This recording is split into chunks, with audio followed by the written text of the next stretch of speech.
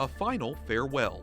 Mourners in Texas say goodbye as former President George H.W. Bush is laid to rest. Republican roadblock. How one lawmaker is holding back President Trump's judicial nominees. We're on Capitol Hill. Interfaith dialogue. Why Pope Francis is set to visit a majority Muslim country in February. And Holy Ride. We'll tell you how you can win a sports car from the Vatican. On EWTN News Nightly for Thursday, December 6th, 2018.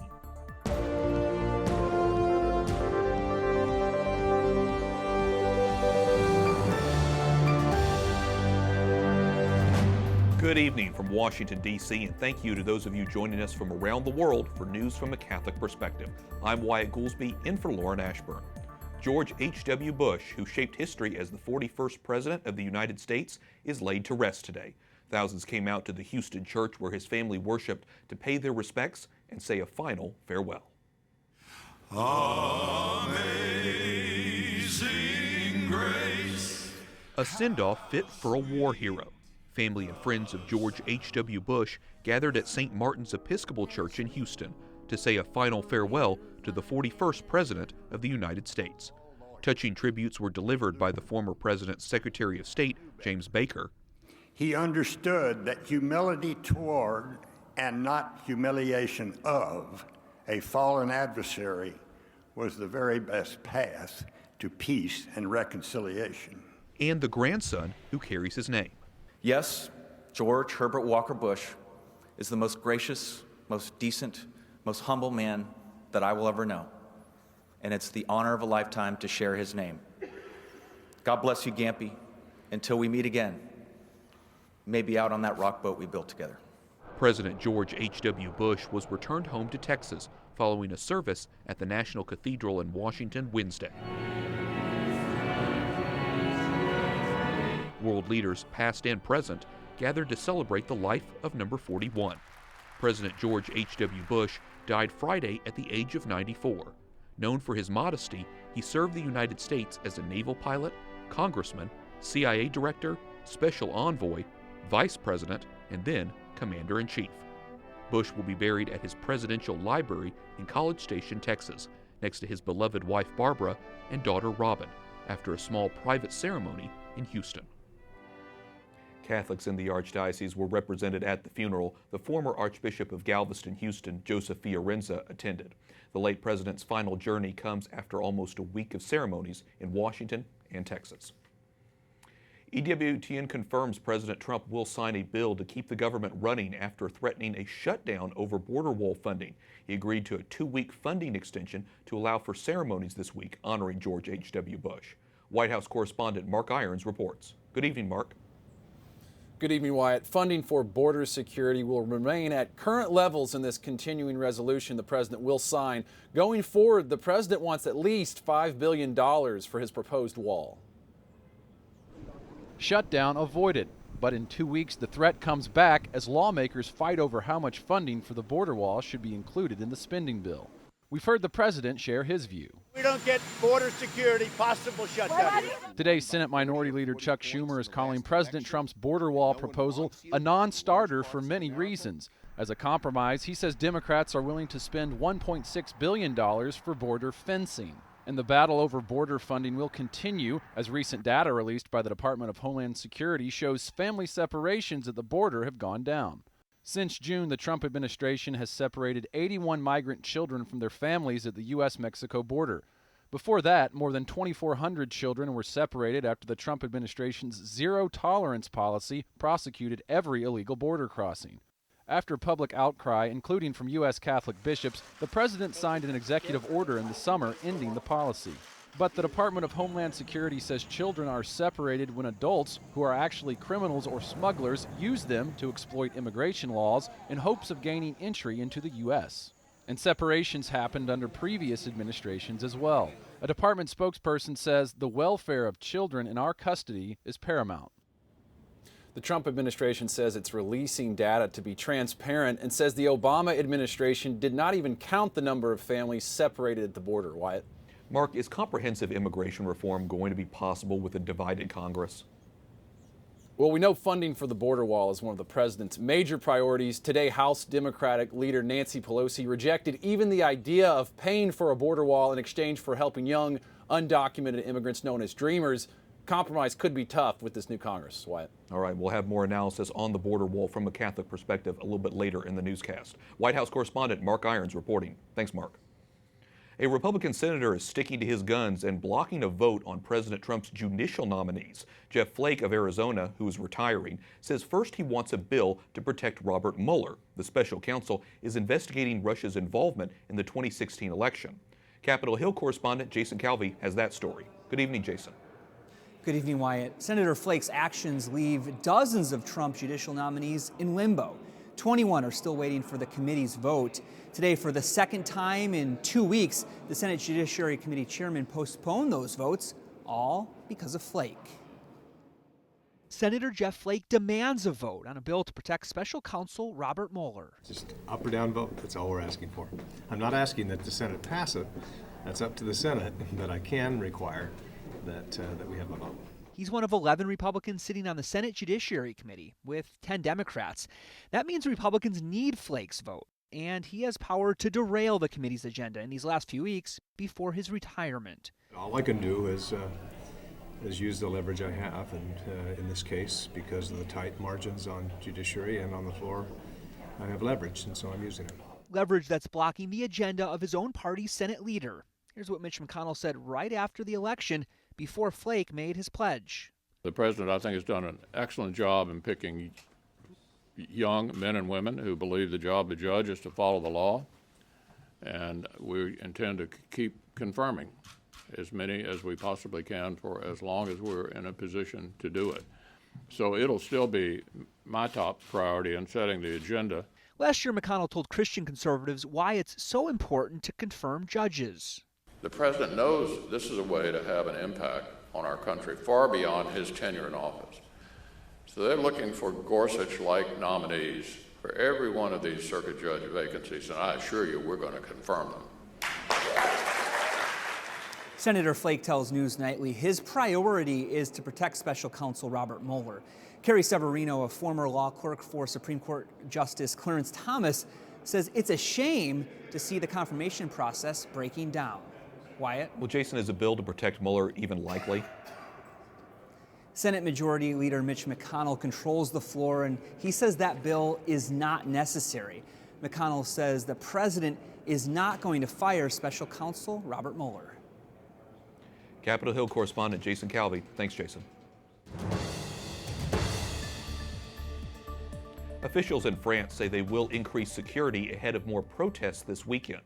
The government is adding to the nearly 70,000 police already in place. Last weekend, protesters in Paris rioted and looted stores after a hike in fuel tax. Some shopkeepers say they will remain closed this weekend. Pakistan kicks 18 international charities out of the country, including Catholic Relief Services. The government accuses the groups of spreading misinformation as part of a wider crackdown on all international groups. Critics say the move will deny needy people tens of millions of dollars in aid. An American Catholic priest is arrested in the Philippines. Philippine immigration authorities say Father Kenneth Hendricks is accused of sexually assaulting 7 altar boys in a remote central town. The 77-year-old has been living in the country for the past 4 decades. A court in Australia overturns the conviction of an archbishop accused of covering up sex abuse. Philip Wilson of Adelaide was the most senior Catholic cleric found guilty of concealing misconduct, but a judge found reasonable doubt the 68-year-old committed the crime. Wilson has always maintained his innocence. Pope Francis will visit the United Arab Emirates in February. It will be the first time a pope visits the Arabian Peninsula.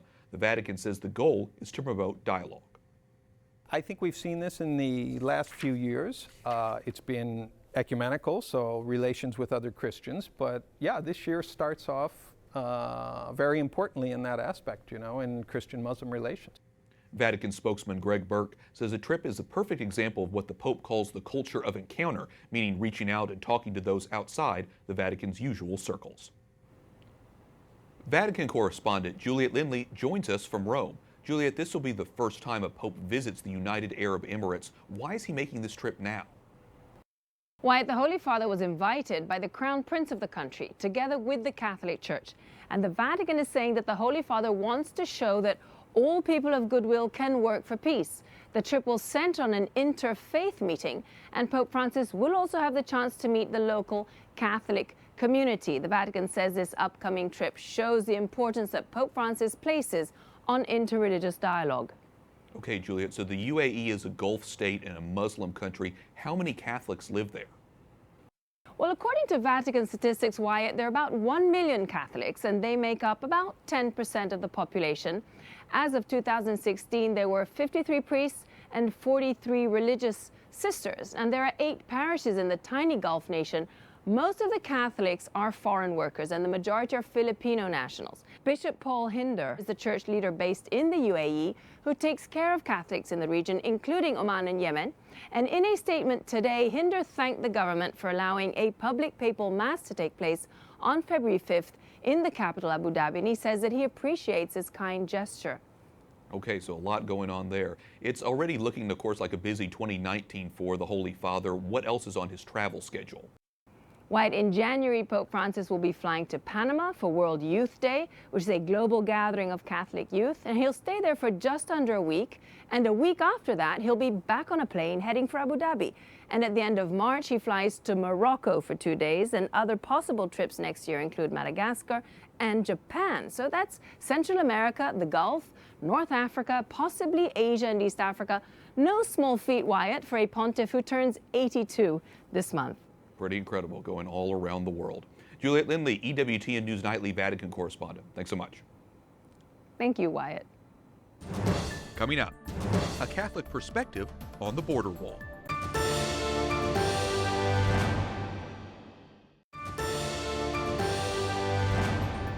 Welcome back. I'm Wyatt Goolsby, in for Lauren Ashburn. Democrats are rejecting the idea of paying for President Trump's border wall in exchange for helping hundreds of thousands of young immigrants avoid deportation. Our next guest will help us explore the Catholic approach to the issue. Joining me now is Alfonso Aguilar, president of the Latino Partnership for Conservative Principles. Alfonso, welcome back.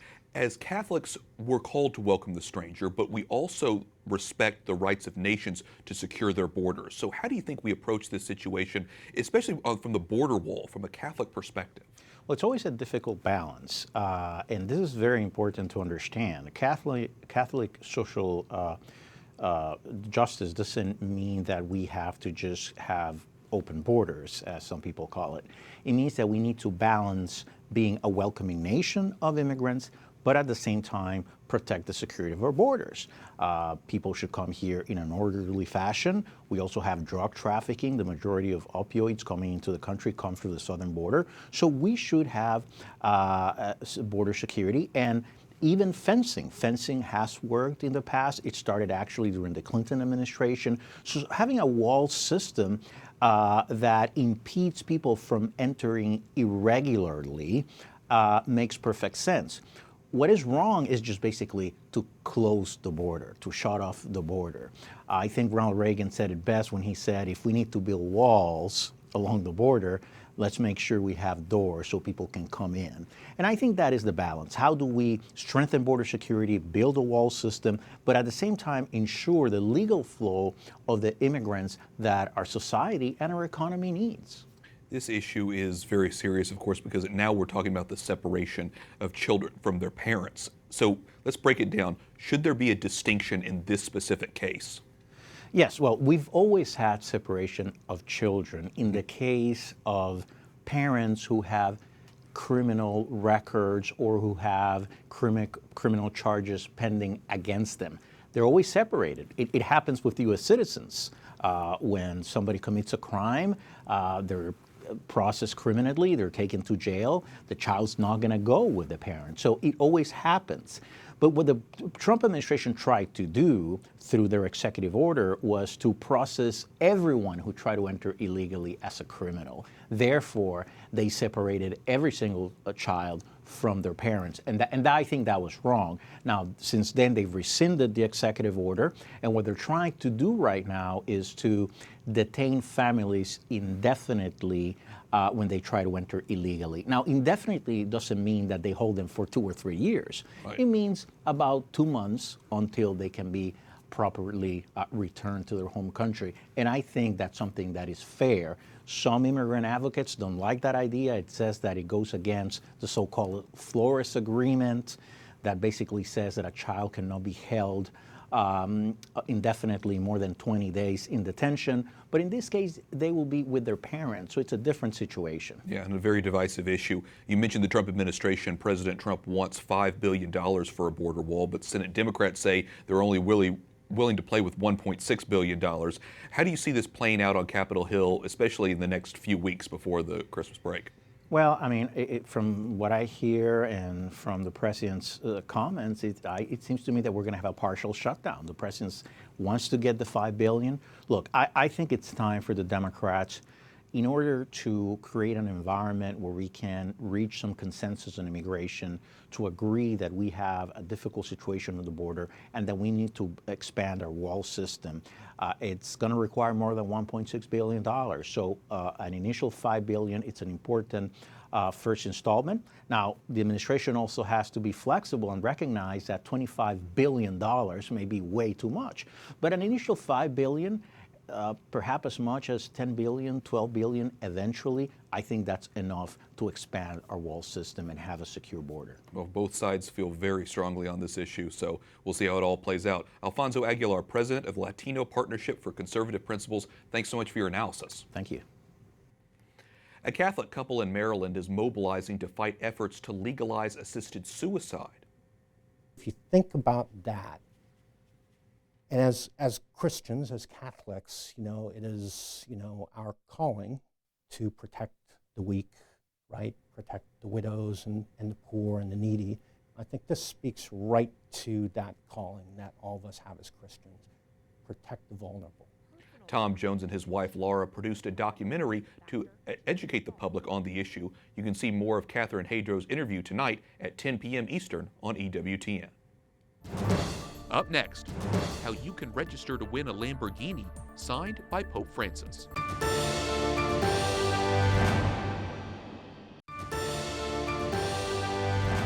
Quelli che sono nella concretezza di ogni giorno. Pope Francis says Christ is the rock on which we should build our lives. The Holy Father says we should ask ourselves, am I a Christian in name only, or does it show in my actions? Welcome back. I'm Wyatt Goolsby, in for Lauren Ashburn. Cardinal John Henry Newman is on his way to sainthood. Newman was an Anglican priest and scholar who lived in England and became a Catholic in 1845. Pope Benedict XVI beatified him in 2010. Joining me now is Dr. Matthew Bunsen, EWTN senior contributor and senior editor for the National Catholic Register. Matthew, tell us about Cardinal Newman. Who was he? Well, John Henry Newman was one of the greatest minds of the 19th century and one of the greatest minds in the history of the church. He began as a scholar at Oxford and an Anglican priest, and he began a movement, or helped found a movement, called the Oxford Movement. And that was exploring the historical origins of the Church of England. But as Newman himself put it so beautifully, to be deep in history is to cease to be Protestant. And the more he studied, the more he knew he had to become Catholic, which is why he converted in 1845, became a priest in 1847 for the church, and was eventually named a cardinal by Pope Leo XIII in recognition of his immense contributions to the life of the church, especially for Catholics in England. A second miracle attributed to Blessed Newman has reportedly been approved by the Vatican. Tell us about this. Well, John Henry Newman was once told by someone that they thought he was very holy, and he said, "There's nothing of a saint in me." A lot of people disagreed, and his cause was eventually opened. People were actually surprised how long it took for the cause to get started. But he was declared a venerable by Pope John Paul II, and then beatified, as you noted, in 2010 by Pope Benedict XVI. Of course, you have to have that second miracle for a canonization, and that was studied by the Vatican. It took place, apparently, reportedly, in Chicago, and involved a woman whose life and pregnancy were both at risk. And through his intercession, she was healed. And so the Vatican, as it always does in cases like this, had to look very carefully at all of the medical records to make sure that this was a bona fide miracle. It's worth noting, too, that it's my understanding that for the beatification miracle, the man who was involved actually first became aware of Cardinal Newman by watching EWTN. Oh, wow. And later asked for his intercession, which led to the confirmation of that first miracle. Incredible story. You know, name Cardinal Newman, I mean, it's a name people recognize, not just in Europe, but in America as well. What is his legacy? His legacy is three things. First, obviously his holiness, which we're now seeing progress very rapidly at long last. The second is as an apologist for Catholicism, for Christianity, especially today. And the third is his immense role in fostering Catholic education in general. We have societies and movements across the United States, across the world, that are named after him, trying to accomplish two important things. The first is to promote that Catholic identity on a Catholic university, that we have that fidelity to the teachings of the Church. The other is for students who are Catholic, who are going to secular universities, in the Newman Centers, to stay Catholic in that secular environment of education today. Both of those are vitally important, especially in this new century, as the Church faces so many struggles. That sort of touches on my last question here. Why do you think he's important for us today? His great motto was cor ad cor loquitur, which is heart speaking to heart.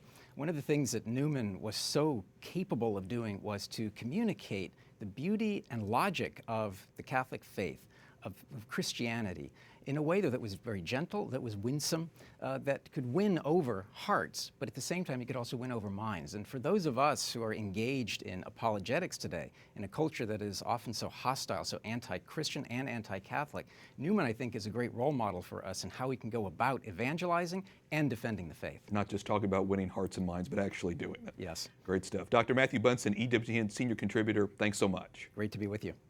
And finally tonight, you have a chance to win a gift from Pope Francis, but you could say this opportunity is going fast.